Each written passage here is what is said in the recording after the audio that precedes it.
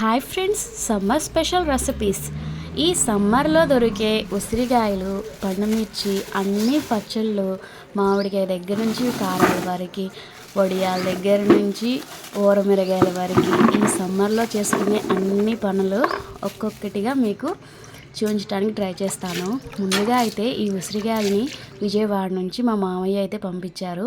ఇవి 2 డబ్బాలు అయితే ఉన్నాయి. ఒక డబ్బా ఏమో నిల్వ పచ్చడి పడుతున్నాను, ఇంకొక డబ్బా వచ్చేసి తొక్కుడు పచ్చడి అయితే చేస్తున్నాను.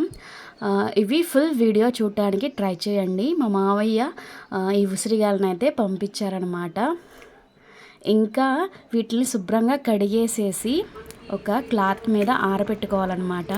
ఇలా క్లాత్ మీద ఆరబెట్టి కొంచెం వాటర్ అంతా ఇంకిపోయి ఆరిపోయేదాకా వాటిని అలా వదిలేసేయాలన్నమాట గాలికి. తర్వాత ఒక్కొక్కటిగా తుడుచుకోవటం మొదలు పెట్టాలి. వీటిల్ని కొన్ని తొక్కుడు పచ్చడికేమో కట్ చేసుకొని తొక్కుకోవాలన్నమాట.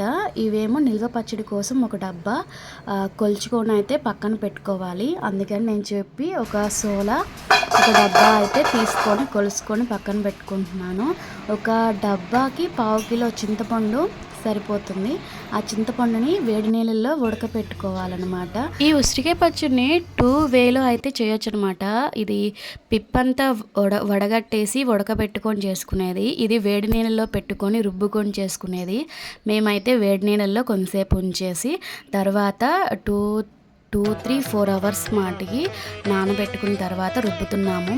ఒక 2 టీ గ్లాసులు అయితే ఉప్పు, 2 టీ గ్లాసులు కారం అయితే సరిపోతుంది. కొంచెం తర్వాత చూసుకొని అయితే వేసుకోవాలి. ఒక్కొక్కటిగా రుబ్బుకుంటూ ఒక్కొక్కటి వేయాలి. ముందు ఉప్పు వేసిన తర్వాత కొంచెం 2 గ్లాసులు కారాన్ని అయితే వేస్తున్నాము. తర్వాత కొంచెం చిన్నులపాయలు కూడా తొక్క తీసుకొని వేసుకున్నాను నేనైతే.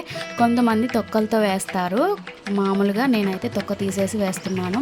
నిల్వ పచ్చళ్ళకి తొక్క తీసి వేస్తేనే బాగుంటుంది. తిరగమూతలు అయితే మామూలుగా ఎలా అయినా వేసుకోవచ్చు. పచ్చళ్ళలో రుబ్బేటప్పుడు మటుకి తొక్క తీసేసి రుబ్బుకోవాలన్నమాట. ఉప్పు కారం వేసి రుబ్బుతూ ఉండగా అందులోకి కొంచెం మెంతి పసుపును అయితే యాడ్ చేయాలి. మెంతి పసుపు వేయటం వల్ల టేస్ట్ ఇంకొంచెం బాగుంటుందన్నమాట. అందుకని చెప్పేసి మెంతి పసుపు అయితే వేస్తుంది. ఈ ప్రాసెస్ మొత్తం మా అమ్మ అయితే చేసింది. మా అమ్మ చేతితో చేసిన ఉసిరికాయ పచ్చడి ఇది మా అమ్మమ్మ స్టైల్ అనమాట. ఇంకా మా మేనత్త కూడా ఇలాగే చెప్పింది, ఇలా చేస్తే టేస్ట్ బాగుంటుంది, ఉడకబెట్టిన దానికన్నా ఈ టేస్టే బాగుంటుందని చెప్పింది మా అత్తయ్య కూడా.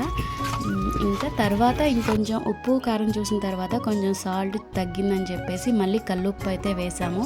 సాల్ట్ కన్నా ఎక్కువగా కల్లుప్పు వేస్తేనే టేస్ట్ బాగుంటుంది. తర్వాత చిన్నులపాయలు కూడా పైన తొక్కలన్నీ తీసేసి వేసుకోవాలి. నాకైతే 3 ఉల్లిపాయలు పట్టినాయి అనమాట. 3 ఉల్లిపాయలు అవి.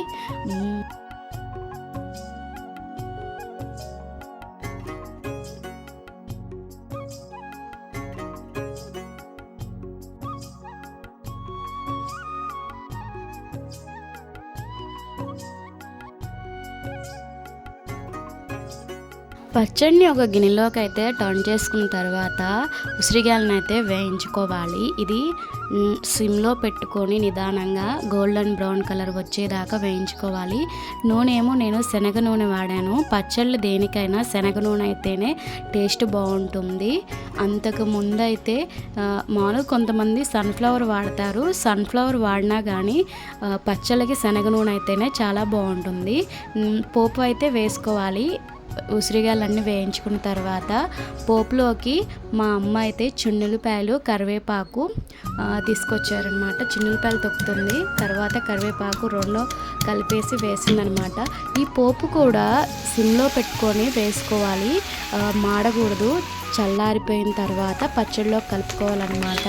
పోపు వేస్తుంటే ఆ స్మెల్ ఒక పక్క మొత్తం వచ్చేస్తుంది అనమాట. నాకైతే ఆ పోపు స్మెల్ చాలా బాగుంటుంది. ఎందుకంటే ఇందులో పచ్చళ్ళలో అయినా సాంబార్లో అయినా దేంట్లో అయినా పోపు వేసినప్పుడు చాలా స్మెల్ బాగుంటుంది కదా.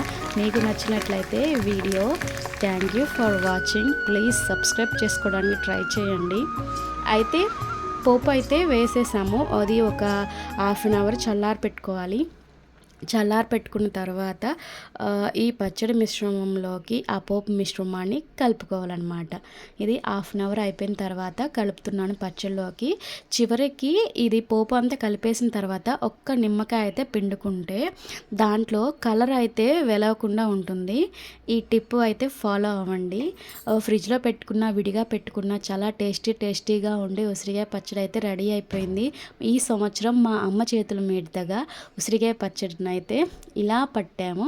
Thank you for watching. Please like చేసి సబ్స్క్రైబ్ చేసుకోండి. మన ఛానల్ని సపోర్ట్ చేయండి. Bye bye.